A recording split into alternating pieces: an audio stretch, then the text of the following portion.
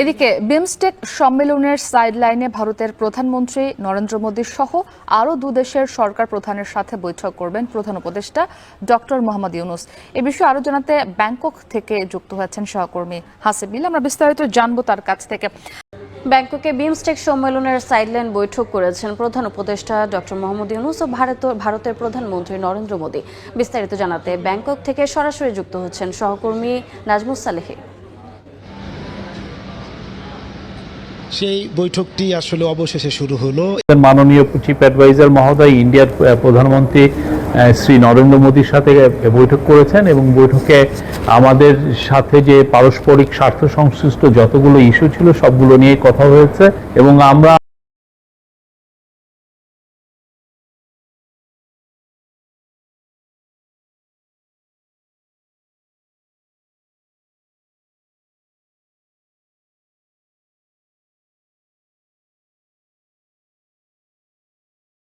এদিকে বিমস্টেক সম্মেলনের সাইডলাইনে ভারতের প্রধানমন্ত্রী নরেন্দ্র মোদী সহ আরও দুদেশের সরকার প্রধানের সাথে বৈঠক করবেন প্রধান উপদেষ্টা ডক্টর মোহাম্মদ ইউনূস। এ বিষয়ে আরও জানাতে ব্যাংকক থেকে যুক্ত হয়েছেন সহকর্মী হাসিব মিল। আমরা বিস্তারিত জানবো তার কাছ থেকে। হাসিব, নরেন্দ্র মোদীর সঙ্গে প্রধান উপদেষ্টা ডক্টর মোহাম্মদ ইউনূসের বৈঠকটি কখন শুরু হতে পারে এবং বৈঠকে কি কি বিষয়গুলো প্রাধান্য পেতে পারে সে বিষয়ে কোনো তথ্য আপনি জানতে পেরেছেন কিনা জানাবেন। মুক্তি, বিমস্টেক সম্মেলন প্রায় 2.5 ঘন্টা ধরে চলার পর কিছুক্ষণ আগে শেষ হলো এবং আমরা দেখলাম কিছুক্ষণ আগে এই বিমস্টেক ভুক্ত 7 দেশের সরকার প্রধানরা বের হলেন। এখনো কেউ কেউ বের হচ্ছেন এবং প্রধান উপদেষ্টাকেও আমরা দেখলাম বের হয়ে যেতে কিছুক্ষণ আগে এবং তারপরেই তারা নরেন্দ্র মোদীর সঙ্গে প্রধান উপদেষ্টার বৈঠকটি শুরু হচ্ছে এখন।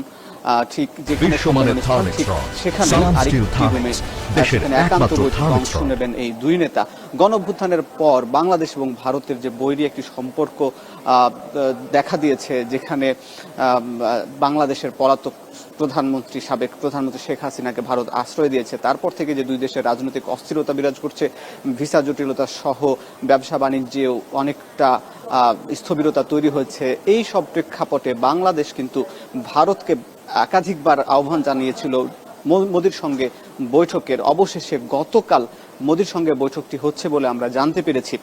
তবে শেষ মুহূর্তের এই বৈঠকটি কতটা ফলপ্রসূ হবে, বাংলাদেশ সরকার প্রধান শেখ হাসিনাকে ফেরত আনার ব্যাপারে আলাপগুলো তুলবেন কিনা, বিষয়গুলো এখনো জানতে পারিনি। কারণ যেহেতু এই অচলাবস্থা কাটিয়ে একটি সৌজন্য সাক্ষাৎ হচ্ছে, এটি আমরা জানতে পারছি। মূলত একটি সৌজন্য সাক্ষাৎ এই জন্যই যে বাংলাদেশ আগামীর 2 বছরের জন্য বিমস্টেকের দায়িত্ব গ্রহণ করছে, যেখানে ডক্টর ইউনূসের নেতৃত্বে বিমস্টেকভুক্ত 7 দেশের, বঙ্গোপসাগরীয় 7 দেশের সরকার প্রধানরা তাদের দেশের অর্থনীতিকে এগিয়ে নেওয়ার জন্য নানান গুরুত্বপূর্ণ ভূমিকা রাখবে বিমস্টেক এবং সেখানে বাংলাদেশ সভাপতিত্ব করবে। সেখানে ভারত সরকার বাংলাদেশ সরকারের সঙ্গে একটু সুসম্পর্ক রাখতে চায়। সেই জায়গা থেকে আমরা যদি ধরি এই বৈঠকটি তেমনই একটি সৌজন্য সাক্ষাৎমূলক একটি বৈঠক। তবে এই বৈঠকের মাধ্যমে যে ভিসা জটিলতা থেকে শুরু করে যে একটি রাজনৈতিক অস্থিরতা তৈরি হয়েছে দুই দেশের মধ্যে, সেই জায়গায় সেটি কিছুটা কাটিয়ে উঠতে পারে বলে ধারণা করা হচ্ছে। অর্থাৎ প্রাথমিক একটি বৈঠক এটি। তবে এই বৈঠকের পাশাপাশি এই বিমস্টেক ভুক্ত যতগুলো দেশ রয়েছে, মিয়ানমার থেকে শুরু করে শ্রীলঙ্কা, নেপাল, ভুটান, থাইল্যান্ড এবং মালয়েশিয়া, এই দেশের সরকার প্রধানদের সঙ্গে ডক্টর ইউনূস বৈঠক করবেন বলে আমরা জানতে পেরেছি এবং আলাদা আলাদা একান্ত বৈঠক করবেন। কারণ প্রত্যেক দেশের সরকার ডক্টর ইউনূসকে আগে থেকেই চেনেন, জানেন ডক্টর ইউনূসের আলাদা খ্যাতি সারা বিশ্বে অর্থনীতিবিদ হিসাবে, শান্তিতে নোবেল বিজয়ী হিসাবে, এবং তার সঙ্গে সাক্ষাৎ করে ওই সব দেশের সরকার প্রধানরা বাংলাদেশের সম্পর্ক আরও কিভাবে এগিয়ে নিয়ে যাওয়া যায় সে বিষয়গুলো তারা বাংলাদেশের সঙ্গে আলাপ আলোচনা করবেন। এবং সব মিলিয়ে বলা যায় যে আগামীর 2 বছরের জন্য বাংলাদেশ যে সভাপতির দায়িত্ব পালন করবে, বাংলাদেশ কিভাবে এই সমুদ্র অঞ্চলের নিরাপত্তা এবং ব্যবসা বাণিজ্যকে এগিয়ে নিয়ে যায় সেই ব্যাপারটি গুরুত্ব পেয়েছে আজকের এই বিমস্টেক সম্মেলনে। এই ছিল মুক্তি, ব্যাংকক থেকে বিমস্টেক। ব্যাংককে বিমস্টেক সম্মেলনের সাইডলাইন বৈঠক করেছেন প্রধান উপদেষ্টা ডক্টর মোহাম্মদ ইউনূস ও ভারতের প্রধানমন্ত্রী নরেন্দ্র মোদী। বিস্তারিত জানাতে ব্যাংকক থেকে সরাসরি যুক্ত হচ্ছেন সহকর্মী নাজমুস সালেহী। সেই বৈঠকটি আসলে অবশেষে শুরু হলো এবং সেটি হচ্ছে ব্যাংকক সময়, স্থানীয় সময় দুপুর 1টার দিকে নরেন্দ্র মোদী এবং ভারতের প্রধান উপদেষ্টা ডক্টর মোহাম্মদ ইউনূসের হোটেল সাংগ্রিলার 3য় তলায় ওই পাশের রুমে আসলে বৈঠকটি চলছে। এই মুহূর্তে আমরা নিচে অপেক্ষা করছি, তবে বৈঠকে কী বিষয়ে আলাপ আলোচনা হচ্ছে সেটি অফিসিয়ালি একটি বক্তব্য দিবে প্রধান উপদেষ্টার প্রেস উইং থেকে। তবে আমরা বিভিন্ন সূত্র থেকে জানতে পারছি যে বাংলাদেশ ভারতের যে দ্বিপাক্ষিক যে সম্পর্কের যে বিভিন্ন ইস্যু রয়েছে সেই সমস্ত ইস্যু হয়তো আজকে আলোচনা হচ্ছে না, বা সেই ইস্যুতে আজকে খুব বেশি আগ্রহ নেই ডক্টর মোহাম্মদ ইউনূসের। বিশেষ করে চলমান যেই সাম্প্রতিক টানাপোড়েন যে চলছে ভারত বাংলাদেশের সঙ্গে, যে কয়েকটি বিষয়ে সেই ইস্যুগুলো যাতে কীভাবে সমাধান করা যায় এবং এই যে সম্পর্কের যে দূরত্ব সেটিকে আসলে কীভাবে কমানো যায়, মূলত সেই বিষয়গুলো নিয়ে প্রধান উপদেষ্টা ডক্টর মোহাম্মদ ইউনূস বক্তব্য রাখছেন। মানে ভারতের প্রধানমন্ত্রী নরেন্দ্র মোদীকে আসলে সেই বিষয়গুলোই নিয়ে তিনি অবগত করছেন। বাংলাদেশ ভারতের সাথে বাণিজ্য, বিনিয়োগ, উন্নয়ন যেগুলো দীর্ঘমেয়াদী যে সম্পর্কগুলো রয়েছে, সেই সম্পর্ক দীর্ঘমেয়াদী যে আলাপ আলোচনা সেগুলো নিয়ে কিন্তু কোনো ধরনের বক্তব্য বা সেগুলো নিয়ে প্রধানমন্ত্রী উপদেষ্টার খুব বেশি আগ্রহ তিনি দেখাচ্ছেন না, বা তিনি তার আলোচনায় আসলে সেই বিষয়গুলো নয়। তার আলোচনায় যেগুলো আছে সেগুলো হচ্ছে যে 5 আগস্ট পরবর্তী সময়ে বাংলাদেশ এবং ভারত স্বার্থ সংশ্লিষ্ট যে ইস্যুগুলো রয়েছে, যে সমস্ত কারণে আসলে ভারতের সাথে বাংলাদেশের খানিকটা দূরত্ব তৈরি হয়েছে, সেই ইস্যুগুলো যাতে দ্রুত সমাধান করে এই সম্পর্ককে আরও একটু এগিয়ে নেওয়া যায় মর্যাদা এবং সমতার ভিত্তিতে। পাশাপাশি প্রতিবেশী দুই রাষ্ট্র যাতে আগের মতো করে একে অপরের পাশে আসলে উন্নয়নে দাঁড়াতে পারে এবং তাদের সম্পর্কের যে এখন তিক্ততা রয়েছে তা কাটিয়ে অন্তত যেন তারা আগামী দিনেও একসঙ্গে পথ চলতে পারে।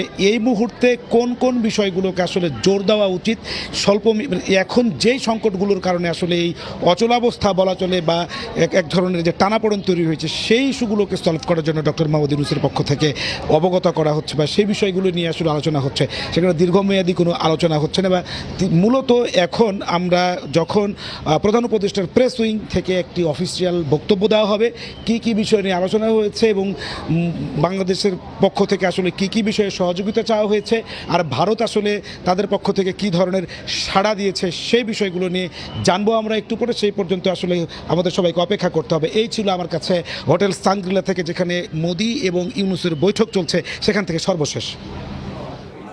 ব্যাংকক থেকে বিমস্টেক সম্মেলনের সর্বশেষ জানাচ্ছিলেন নাজমুস সালেহী। মাননীয় চিফ অ্যাডভাইজার মহোদয় ইন্ডিয়ার প্রধানমন্ত্রী শ্রী নরেন্দ্র মোদীর সাথে বৈঠক করেছেন এবং বৈঠকে আমাদের সাথে যে পারস্পরিক স্বার্থ সংশ্লিষ্ট যতগুলো ইস্যু ছিল সবগুলো নিয়ে কথা হয়েছে এবং আমরা আমাদের যেগুলো স্বার্থ সংশ্লিষ্ট যতগুলো বিষয় ছিল সবগুলো বিষয়ই আমাদের চিফ অ্যাডভাইজার মহোদয় সেই মিটিংয়ে বলেছেন।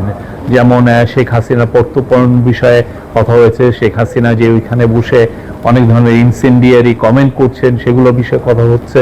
তারপরে বর্ডার কিলিং নিয়ে কথা হয়েছে। আমাদের দুই দেশের মধ্যে যে গাঞ্জেস ওয়াটার ট্রিটিটা আপনি জানেন যে নতুন করে এটার এক্সপায়ার হয়েছে, নতুন করে ট্রিটিটা হওয়ার আবার কথা হচ্ছে, এবং তিস্তা ওয়াটার, এগুলো সবগুলো নিয়েই কথাবার্তা হয়েছে। আমি বলবো যে মিটিংটা খুবই কনস্ট্রাকটিভ, প্রোডাক্টিভ এবং ফ্রুটফুল হয়েছে। বিশ্বমানের থার্মিক্স রড, সালাম স্টিল থার্মিক্স, দেশের একমাত্র থার্মিক্স রড। মাননীয় চিফ অ্যাডভাইজার মহোদয় ইন্ডিয়ার প্রধানমন্ত্রী শ্রী নরেন্দ্র মোদীর সাথে বৈঠক করেছেন এবং বৈঠকে আমাদের সাথে যে পারস্পরিক স্বার্থ সংশ্লিষ্ট যতগুলো ইস্যু ছিল সবগুলো নিয়ে কথা হয়েছে এবং আমরা আমাদের যেগুলো স্বার্থ সংশ্লিষ্ট যতগুলো বিষয় ছিল সবগুলো বিষয়ই আমাদের চিফ অ্যাডভাইজার মহোদয় সেই মিটিংয়ে বলেছেন।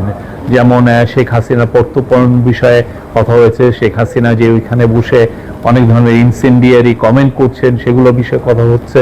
তারপরে বর্ডার কিলিং নিয়ে কথা হয়েছে। আমাদের দুই দেশের মধ্যে যে গাঞ্জেস ওয়াটার ট্রিটিটা আপনি জানেন যে নতুন করে এটার এক্সপায়ার হয়েছে, নতুন করে ট্রিটিটা হওয়ার আবার কথা হচ্ছে, এবং তিস্তা ওয়াটার, এগুলো সবগুলো নিয়েই কথাবার্তা হয়েছে। আমি বলবো যে মিটিংটা খুবই কনস্ট্রাকটিভ, প্রোডাক্টিভ এবং ফ্রুটফুল হয়েছে।